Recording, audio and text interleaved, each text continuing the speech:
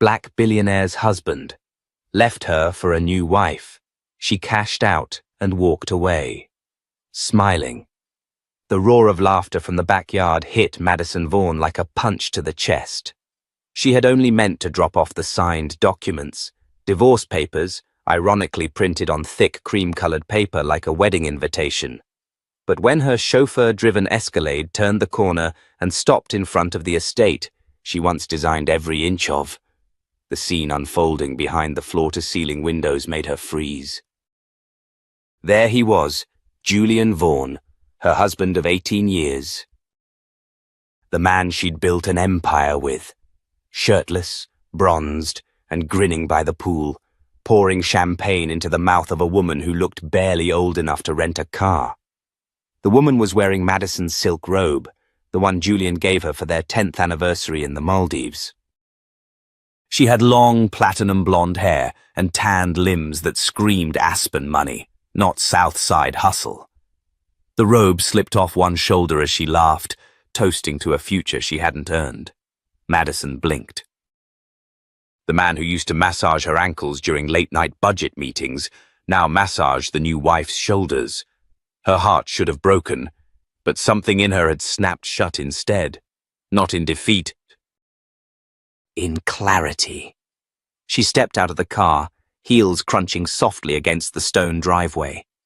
The new security guard, a man she didn't recognize, moved to intercept her, but a glance, cool, composed, froze him in place. Madison didn't need to scream or make a scene. She walked into the house she had designed from scratch, past the foyer lined with art pieces she had personally curated from her South African travels, and stepped onto the patio like she still owned the damn place. Julian looked up, startled, mid-toast. His smile died on his lips. "Madison," he said, standing. "You weren't supposed to—" "I know," she said, voice steady, almost too calm. "I was just supposed to sign away my life and disappear.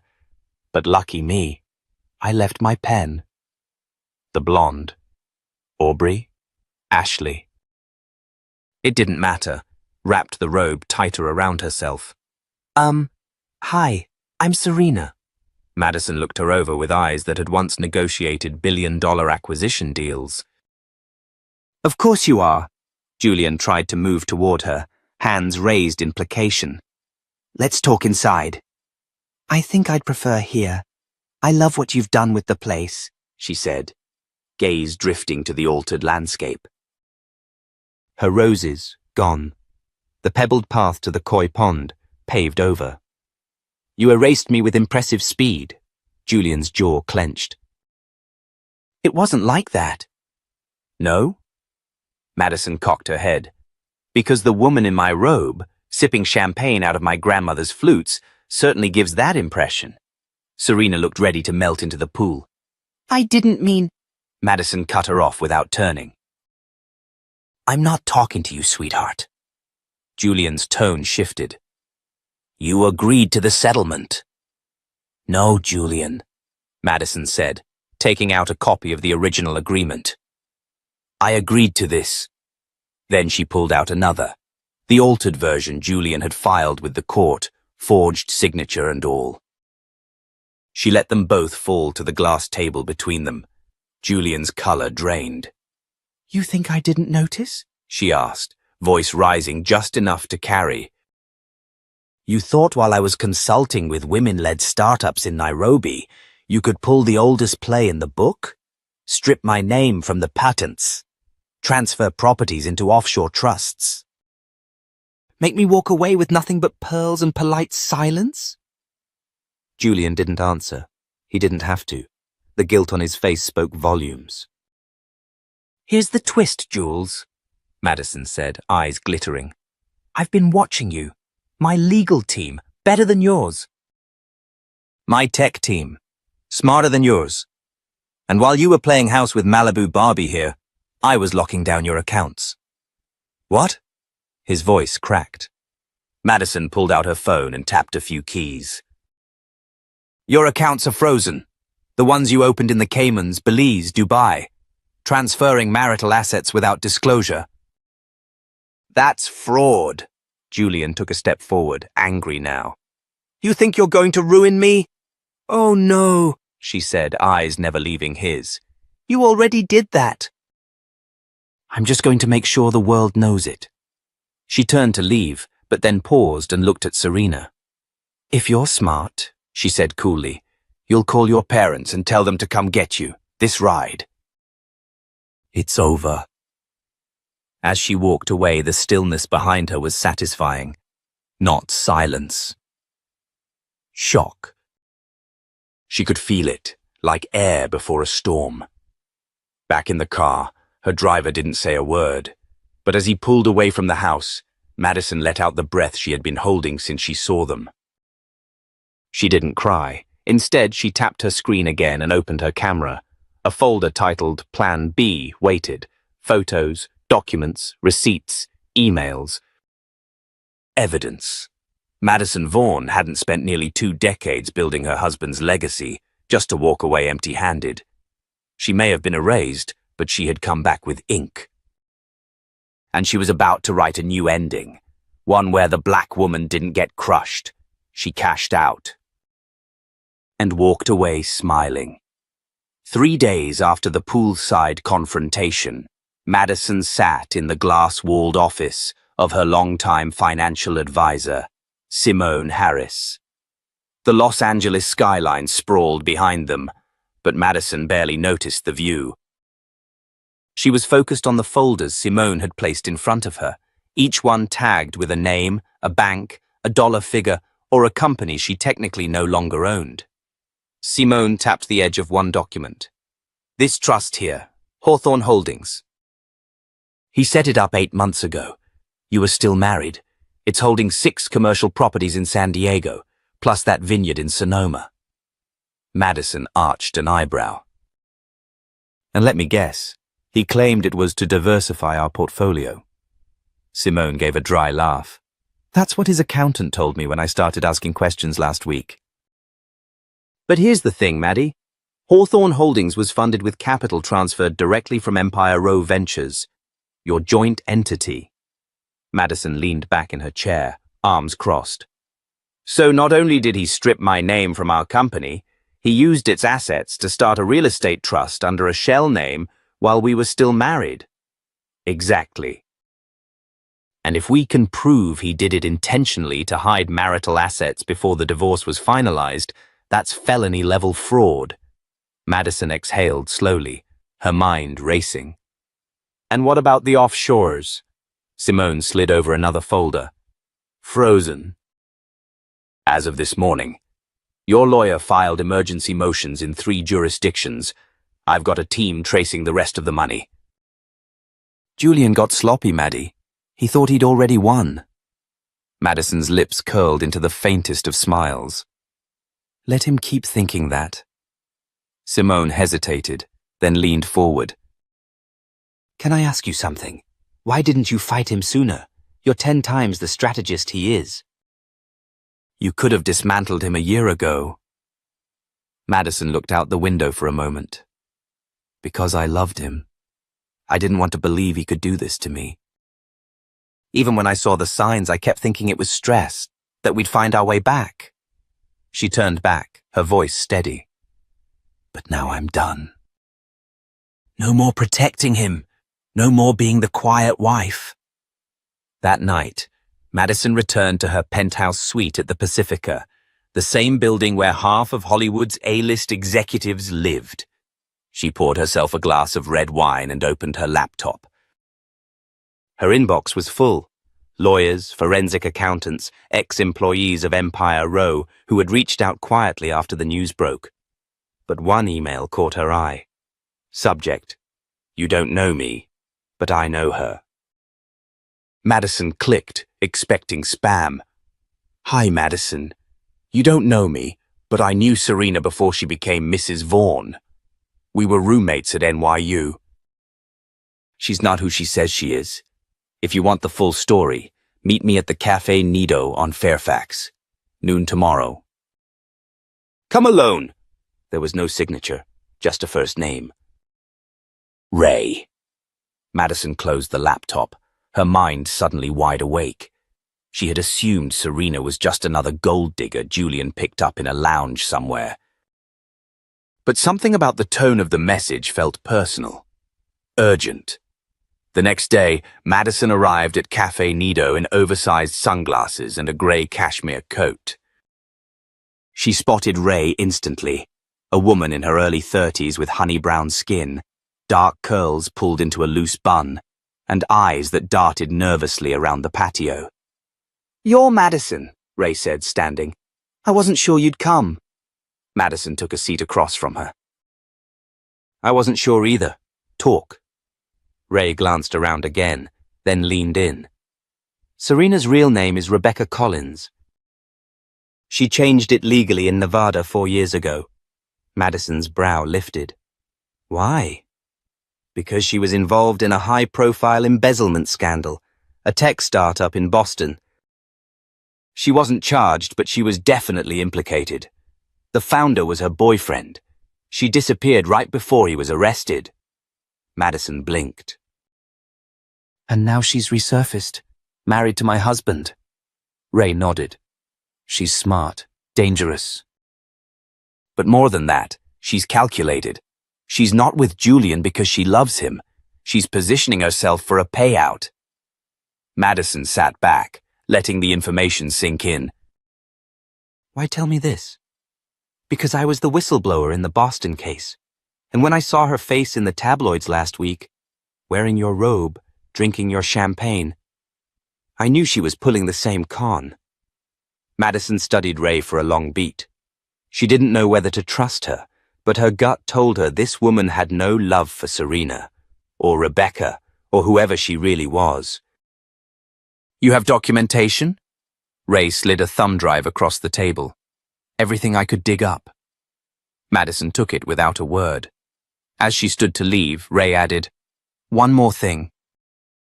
She doesn't care if she burns your life down. She's done it before." Back in her suite, Madison called her lawyer. "I need a full background check on Serena Vaughn." "Or Rebecca Collins. Cross-reference with Boston federal court records and tech sector fraud cases." She hung up and called Simone. "If that woman thinks she's going to inherit anything from Julian's lies, she's mistaken. I want every trust she's connected to under scrutiny, and any prenup between them. I want to see it." "You got it," Simone replied, already typing. Later that evening, Madison sat by her window, staring at the Los Angeles skyline, the lights twinkling like silent applause. She had spent years building a life with Julian, always in the background, the elegant, supportive wife, the brains behind the empire no one gave credit to. Now, she was stepping into the light. Julian thought he had married someone soft, someone too hurt to fight. He had no idea the woman he left behind had just become his biggest threat. And she wasn't just fighting back. She was planning to win. The moment Madison stepped off the elevator into the lobby of her attorney's office, she felt the shift in energy. Receptionists paused mid-sentence. Interns straightened in their chairs. Madison Vaughn wasn't just another high-profile client anymore. She was a woman on the warpath. Patricia Wynn, Madison's lead counsel and one of the most respected divorce attorneys in the state, was already waiting. "He doesn't know yet," Patricia said, escorting her into the conference room. "About the fraud filings, the court motion, or what you found on Serena." Madison set her bag down and peeled off her coat. "Good. Let's keep it that way." "I want him blindsided." Patricia handed over a thick folder. "We finished the forensic audit. Julian's been shifting assets through shell companies tied to Serena's fake identity." Ray wasn't exaggerating. Rebecca Collins was knee-deep in financial crimes before she reinvented herself. Madison flipped through the documents, her eyes narrowing. And Julian helped her move the money. He did, likely unknowingly at first. "But based on these emails," Patricia pointed to a page, "it's clear he knew by the time they married. He didn't care. Probably thought he could control the narrative. Madison looked up. Let's talk about the prenup. Patricia smirked. They don't have one. Signed nothing before the wedding. California's community property laws kick in by default. Madison laughed softly. So she really thinks she's going to take half of everything he has? She might, unless we act fast. I'm not interested in saving Julian from himself, Madison said. But if we expose her and prove they conspired to hide assets during our divorce, everything becomes leverage. Patricia nodded. And I already have a judge willing to issue a temporary freeze on all their jointly held assets pending investigation. Madison closed the folder, her decision clear. File it. Today. That afternoon, Julian returned home to find his driveway blocked by a black government SUV. His new wife, Rebecca, or Serena, as he still called her, stood barefoot on the porch in a robe, phone pressed to her ear. She turned to him as he stepped out of the car. Julian, we have a problem. Inside, 2 federal agents sat at the kitchen table, polite but firm. They explained calmly that the property was now under investigation for financial misconduct and asset concealment. Nothing would be seized, yet, but access would be monitored, and further movement of joint accounts could trigger criminal action. Julian paced the kitchen. This is nonsense. My divorce from Madison is finalized. She agreed to everything. She signed. One agent, a woman in her early 40s with an efficient bob and a voice like steel, met his glare without flinching. The issue isn't what she signed. It's what you failed to disclose when she signed it. Julian's fists clenched. Where did this come from? The agent stood. You'll need to speak to your attorney. We'll be in touch. The moment they left, Julian turned to Serena. What the hell did you do? She looked stunned. I didn't say anything. I swear, but if Madison found out about Boston, she has connections. She might have dug up my record. Julian stared at her, the reality dawning. You told me that case was closed, that your name was clean. I wasn't charged, Serena said defensively. And I told you I changed my name because of harassment. You believed me. Julian grabbed his phone. I need to talk to Max, my lawyer, but it was too late. As the sun set behind the Los Angeles skyline, every financial advisor on his payroll was already receiving notifications. Court orders, freezes, inquiries. Madison had detonated a bomb without even being in the room.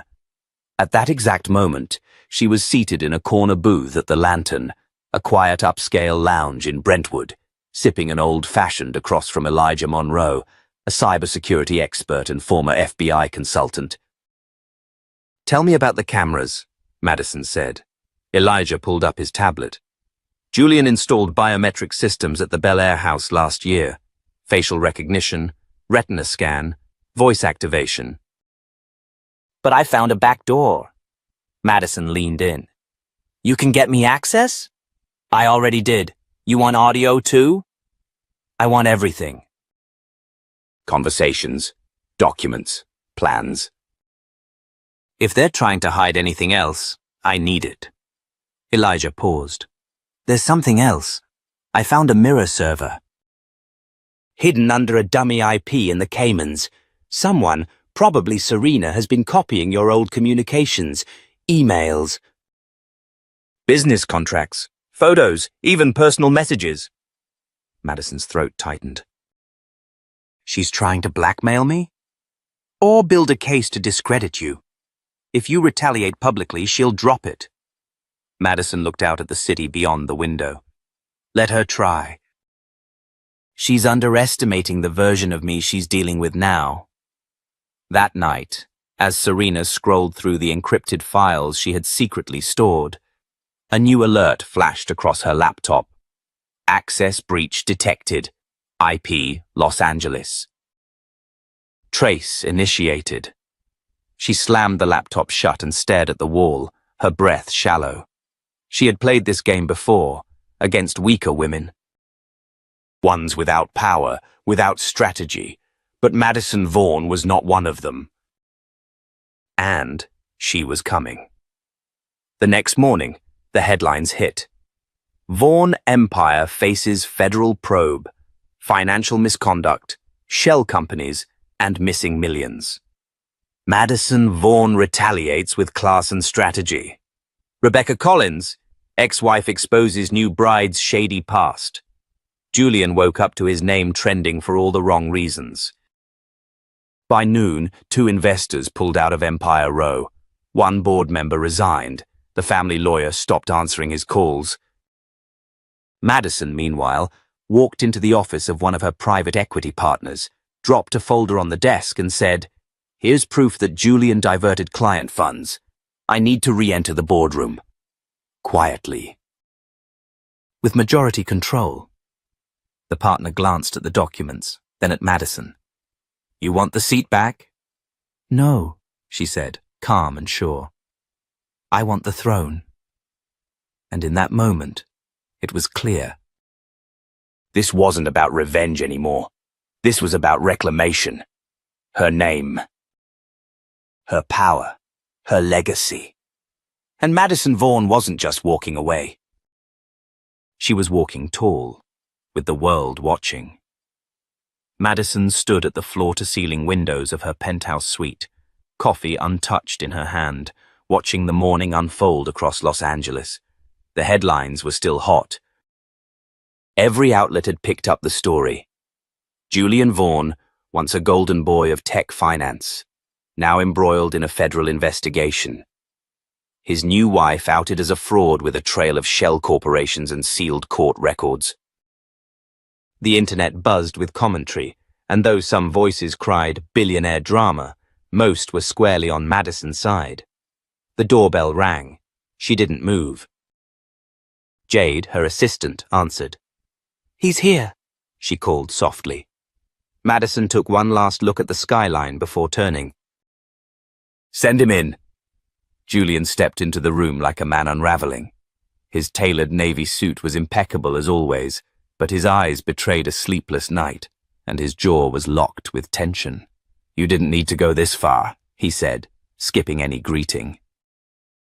Madison raised an eyebrow. "Didn't I? You tried to erase me from the empire I helped build." "That's a declaration of war." Julian shook his head. "This isn't war. It's humiliation. You've dragged my name through the press. You've made me look like a fool." "You made yourself look like a fool," she replied evenly. "When you forged settlement papers, siphoned funds into offshores, and married a woman with a felony past whose real name you didn't even know." He opened his mouth, then closed it again. He looked smaller somehow, like the myth of Julian Vaughn was caving in under the weight of truth. "I came to make a deal," he said finally. Madison laughed once. "Now you want to negotiate. I'll resign. From Empire Row, I'll step away quietly. I'll even issue a public statement. Just drop the charges. End the asset freeze." "You think this is still about you?" she said, voice low. "Julian, I'm not interested in seeing you fall anymore. I'm interested in rebuilding what I created, without you." He took a step forward. "You can't erase me from this story." "I don't need to," she said. "You're erasing yourself just fine." She turned away from him and walked toward her desk. "But I'll offer you something." "You give up full controlling interest in Empire Row. You walk away without a vote, without a title, without a dime more than what I allow in the settlement. In exchange, I don't pursue criminal conspiracy charges against you and Serena. Take it or leave it." He stared at her like she'd just offered him his own funeral invitation. "You're bluffing." Madison opened a drawer and pulled out a copy of the email Serena had sent under her alias, directing the transfer of $18 million into a Cayman account, signed and time-stamped. "Am I?" His face went pale. "I want it in writing by tomorrow," she added, "or I go to the DA." He left without another word. Later that night, Serena called Madison. Madison didn't answer. A few minutes later, a video came through, a shaky clip of Serena, clearly emotional, pacing a room. "You think you won, Madison, but you don't know everything. You don't know what he promised me, what he told me about you. You're not the victim you pretend to be." Madison watched the clip silently, then forwarded it to Elijah with a single line, "Dig into this. See if she's bluffing." By the next morning, he had a response. "She's not bluffing, but she's also desperate. I found a hidden drive in her cloud backup, audio recordings of Julian. You need to hear this." The recording played. "I'm only marrying you so I can freeze Madison out.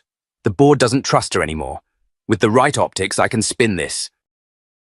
Make her look unstable, overly emotional. She'll walk away quietly once she realizes the empire isn't hers anymore." Madison felt her stomach drop. She'd expected betrayal. She'd prepared for deceit. But hearing his voice, hearing the calculated cruelty of his plan, it burned deeper than she anticipated. Still, she composed herself and smiled, because now she had everything she needed. That evening, she sent the recording to the board of Empire Row, attached to a single sentence. "You deserve to know who you're working with." The fallout was instant. Board members texted her, investors called her directly. By the next day, a special vote was scheduled. Julian was removed. His stock was frozen. And his reputation, carefully constructed over a decade, collapsed in 48 hours. Meanwhile, Madison made her first public statement since the divorce. A live interview. "I didn't leave for revenge," she told the reporter. "I walked away to remind every woman watching that we don't need to beg for what we helped build. We take it. We protect it. And if someone tries to take it from us, we rise higher." The internet exploded. Within minutes, her clip had over 5 million views.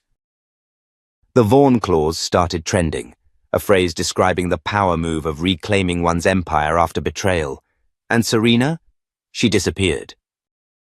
No trace of her in Julian's penthouse, no mention on social media. The trust was dissolved. The funds frozen. Madison didn't care where she went, because she wasn't looking back anymore. Only forward, toward the empire she would now lead. On her terms. Her legacy, her name. The news of Julian's downfall had spread like wildfire. Media outlets scrambled to cover the sudden crash of a man once hailed as the prince of venture capital. But while the world was focused on him, Madison moved in silence, working methodically behind closed doors. She didn't celebrate. Not yet, because she knew the real work was only beginning. By midweek, she was already restructuring Empire Row from the inside. The executive team had been gutted, 3 resignations and 2 terminations, all within 48 hours of the board vote. Madison called for an emergency strategy summit at the company's headquarters in downtown LA. As she walked into the conference room, flanked by Elijah on her left and Diana, her new chief of staff, on her right, every eye turned to her. Some still carried remnants of doubt, others admiration, all of them attention. Madison didn't hesitate. "Let's be clear," she began, voice calm but firm. "This is not about fixing Julian's mess. This is about building something better. Something clean. Something sustainable. And if you're not here for that, walk out now." No one moved. She looked to the whiteboard behind her. Diana clicked the remote, revealing a slide labeled The Reclamation Initiative. This company was built on risk, on vision. But somewhere along the way, it became about manipulation, not innovation. That changes today. Madison outlined her plan: reinvestment in ethical startups, a restructured profit-sharing model that included junior staff, and a renewed commitment to diversity in leadership. From this point forward, she said, we measure success by legacy, not ego. It wasn't just a speech. It was a line in the sand. After the meeting, Diana leaned in and whispered, "That was bold." Madison nodded. It had to be. Later that evening, she met Elijah for dinner in a quiet Brentwood bistro. He slid a folder across the table. "You're not gonna like this," he said, eyes flicking up to meet hers. Madison opened it slowly. Inside were a series of financial transfers, obscure shell companies, fake names, all tied to one singular fund in Belize. At the center of it, her name. She looked up sharply. "What is this?" Elijah lowered his voice. "It's what Julian's been building for the last 6 months. A contingency plan. If everything collapsed, he planned to pin it on you." Her throat tightened. "Why didn't we catch this sooner?" "He buried it deep. The only reason we found it is because Serena's digital trail went cold. She's been scrubbing her identity, and in doing that, she exposed his backup play." Madison's mind raced.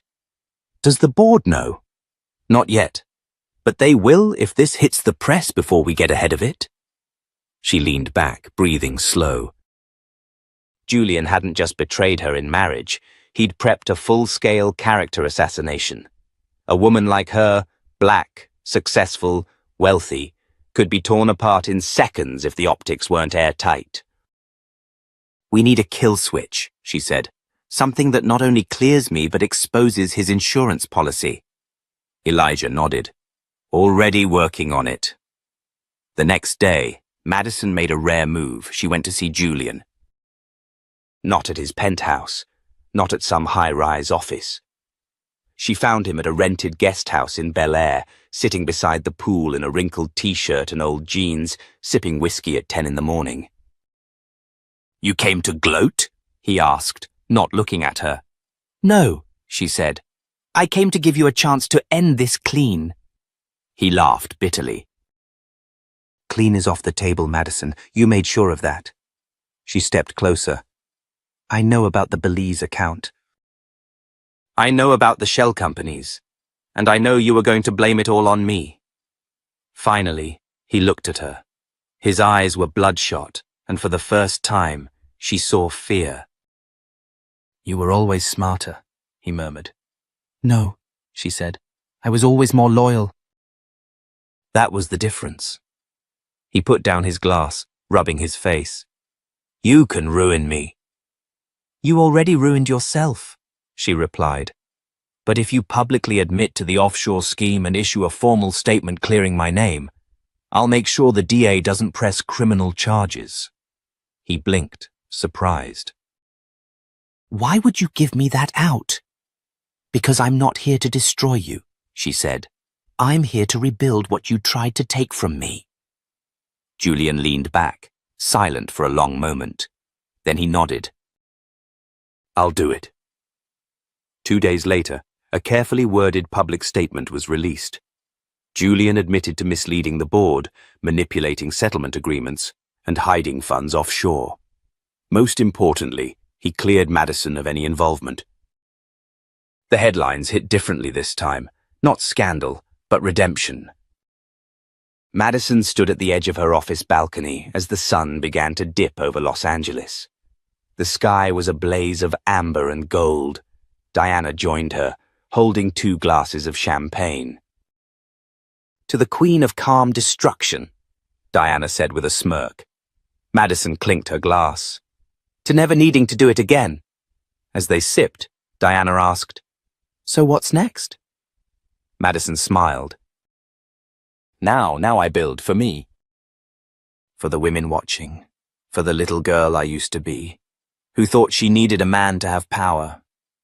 And as the city below glowed with light and noise and motion, Madison knew, for the first time in years, she was exactly where she was meant to be.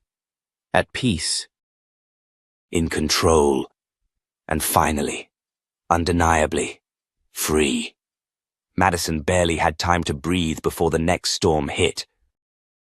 2 weeks after Julian's public confession, just as the media buzz was finally starting to settle and investor confidence was returning, an anonymous whistleblower submitted a formal complaint to the SEC. The allegation: Empire Rose's IPO 5 years ago had been artificially inflated using aggressive valuation tactics, a strategy Julian had spearheaded and that could, on paper, implicate Madison as his then co-founder. It was a chess move. Calculated, precise, except this time the person pulling strings wasn't Julian. It was someone else entirely. As Madison sat in her office going over the filing with Elijah and the company's general counsel, she couldn't shake the feeling that something was off. "This reeks of setup," she muttered, scanning the language of the complaint. "There's too much technical detail in here, too much that only an insider would know." Elijah nodded. Whoever wrote this had access to old board minutes, investor pitch decks, and a full financial archive. Could be someone who stayed behind when you left. Or someone who just joined to finish what Julian started, Diana added from across the table. Someone who wants to destroy you from the inside. Not just Julian's reputation. Yours. That thought hung in the air like smoke. Madison leaned back, fingers steepled. "Call an internal audit, quietly." "I want access logs to the archives, deleted file retrievals, old email chains. I want to know who touched what and when." The next day, while the investigation quietly unfolded in the background, she attended a closed-door meeting with Empire Rose remaining shareholders. The room was tense. Whispers of the new SEC complaint had already begun to circulate, and doubt was creeping in again. "I won't sugarcoat it," Madison said, standing before them. "This is serious, but I want to be clear. Empire Row will cooperate fully. We're transparent, and we have nothing to hide." A voice cut through from the back of the room, crisp, condescending. "Unless what you're hiding is yourself." Heads turned. The man who spoke stood slowly. He was tall, mid-40s, with a designer suit and a smirk that could slice glass. Andre Pearson. A new board member, recently appointed, former investment banker. And Madison had recently learned, one of Julian's old poker buddies. "What's your angle, Andre?" she asked, tone sharp but level. Andre stepped forward. "My angle is protecting shareholder value. The board has asked me to oversee a special internal review committee. Just a precaution, of course. Translation, he was here to dig." "You're not here to protect value," she said. "You're here to plant doubt, but that's fine. Because while you're doing your little review, I'll be launching the new initiative." Andre blinked. "What initiative?" Madison stepped to the screen behind her and clicked the remote. A slide appeared marked with 3 simple words. Echelon Equity Fund. "This," she announced, "is Empire Row's new division, funding startups owned by women of color. Fully vetted, fully transparent, fully funded." The room buzzed with surprise. "This is how we rebuild trust. Not with distractions, but with direction." After the meeting, she walked down the hallway with Elijah. "He's trying to provoke you," Elijah warned. "I know," Madison said, "but he underestimated one thing." Elijah raised an eyebrow. "What's that?" "I'm not here to win his game. I'm here to change the game entirely." That night, just after midnight, Diana's message came through. We found it. Madison rushed to her laptop, her heart pounding. On the screen, login records tied to the internal complaint. The IP traced back to a private server located in Houston. Registered under a shell company.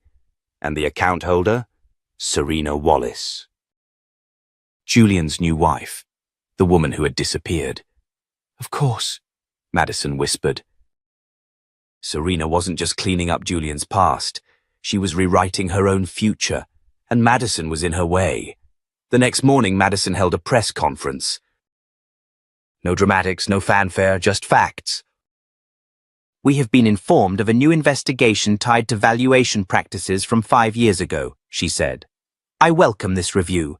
I trust it will reveal what we already know, that Empire Row has evolved into a company of integrity, leadership, and impact. Then she paused. But I also want to address the malicious attempts to undermine that integrity. We have traced the origin of the anonymous complaint to an individual with a direct conflict of interest. Legal action is being prepared, and we will pursue full accountability. She didn't say Serena's name. But the press didn't need it. By evening, the speculation had already begun. Former mistress turned wife turned mole. The headlines wrote themselves. Behind the scenes, Serena's legal team went quiet. No denial. No confirmation, just silence. But the silence spoke volumes. Later that week, Madison met with Victoria Hill, founder of one of the most powerful investment firms in Silicon Valley. Victoria had been watching the events unfold with interest, and now she had an offer. Come run Echelon under my umbrella, Victoria said. We'll give you access to global capital, full autonomy. You'd be building something that doesn't just shake the tree, it plants a new one. Madison didn't answer right away. She walked through the city that evening, past buildings she had helped fund, ideas she had helped grow, wondering if it was time to let Empire Row go completely. Could she walk away now that she had cleared her name? Was that the most powerful move? She thought of her younger self, the girl who believed success meant staying at the table, even when it burned her. Now she knew better. Real power wasn't clinging to what once was. It was choosing when to walk away. Not broken, but smiling. Madison stood in the elevator of the Pacific Equity Building, 22nd floor button glowing, her reflection fractured in the mirrored doors. She wasn't nervous. This wasn't that kind of meeting. She was ready. Tired, maybe, but sharp. Sharper than she had been in years. Victoria Hill had given her 3 days to consider the offer. Madison had taken 2. The night before, she sat up rereading her journals, old sketches, roadmaps, raw thoughts from a younger version of herself who wanted something bigger than legacy wealth. Something disruptive, something good. And this meeting today was her answer. When the doors opened, Victoria was already standing in the glass-walled conference room, flanked by 2 associates. She greeted Madison with a half smile and a firm handshake. Let's get straight to it, Victoria said. You've built something powerful with Empire Row, but what you're trying to do with Echelon, it's bigger. I want you leading it without the baggage. Clean break? Madison asked, lowering herself into a leather chair. Exactly. We'll acquire Echelon as a separate entity. You'll run it as CEO. I'll back you, but you'll make the calls. And Empire Row? You walk away. They keep their name. You keep your vision. It was the kind of deal most people would beg for. Madison didn't speak for a moment. Then finally, let me tell you what I want. Victoria raised a brow, intrigued. I want full creative and operational control. I want Echelon's board to be 70% women and minorities. Real representation. I want to bring my team, Diana, Elijah. All of them. And I want 10% of your equity, she added calmly. Not just as payment, as leverage. Because if I'm going to walk away from the company I built, I want something that makes them feel it. There was a pause. Then Victoria laughed. Damn. I was right about you. You were, Madison said. So is that a yes? It's a hell yes. That night, Madison met with Elijah and Diana at her apartment. She didn't sugarcoat anything. I'm leaving Empire Row, she said plainly. We're spinning off Echelon.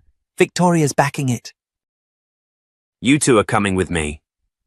Neither of them spoke for a long second. Then Diana grinned.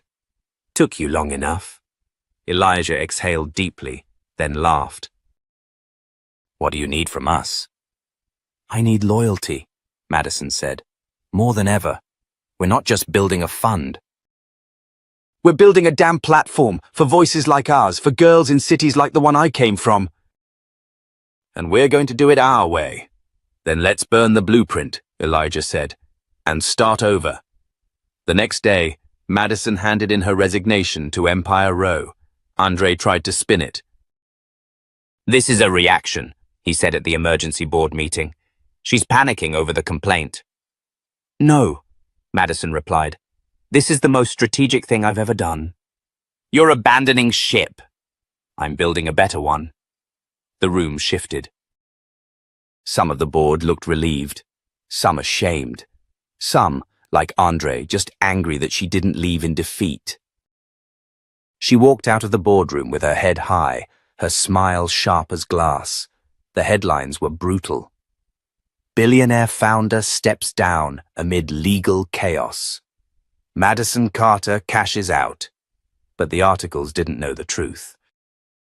They didn't know about the quiet purchase of the Echelon name, or the VC money already lining up, or the pipeline of underrepresented founders Madison had been mentoring under the radar for 2 years. Or the surprise waiting for Serena and Julian, because Madison wasn't done yet. She waited until Friday afternoon to release the announcement. A single press release, direct to inboxes across the valley.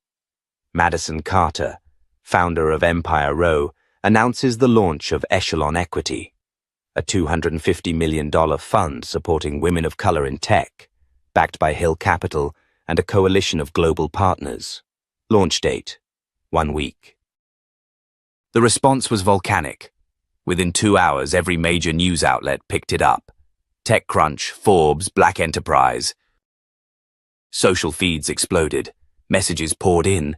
DMs from women across the country. Founders, engineers, girls in STEM programs, thanking her, asking how they could help. Telling her she gave them hope. Julian, for his part, posted a photo with Serena from a luxury suite in Monaco. Caption, focused on love and freedom. But 2 days later, word got out that Serena had been removed from Neuropath's board. The SEC had dropped the complaint. The internal logs Madison's team had uncovered were now evidence in a civil suit, and Andre quietly exited the board the next month. Madison didn't celebrate. Not publicly. But that night, she opened a bottle of Syrah with Diana and Elijah on the rooftop of her new office building, 10 floors above the chaos, the bitterness, the fear. And as the city stretched out before them, glowing, she finally exhaled. This wasn't revenge. It was relief, redemption, and above all, renewal. She had cashed out, yes, but not to escape. She had cashed out to invest, in herself, in others, in the future. And that smile, it wasn't about what she left behind. It was about everything she was about to build. 6 months later, Echelon Equity was not just alive, it was thriving.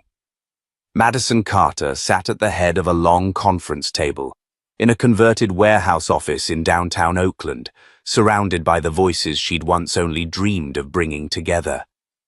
Founders of all shades, ages, and backgrounds were pitching products, building tech, rewriting futures. The kind of room she had rarely been in when building Empire Row. Now, she had built it from scratch. Today was demo day, and the room buzzed with energy.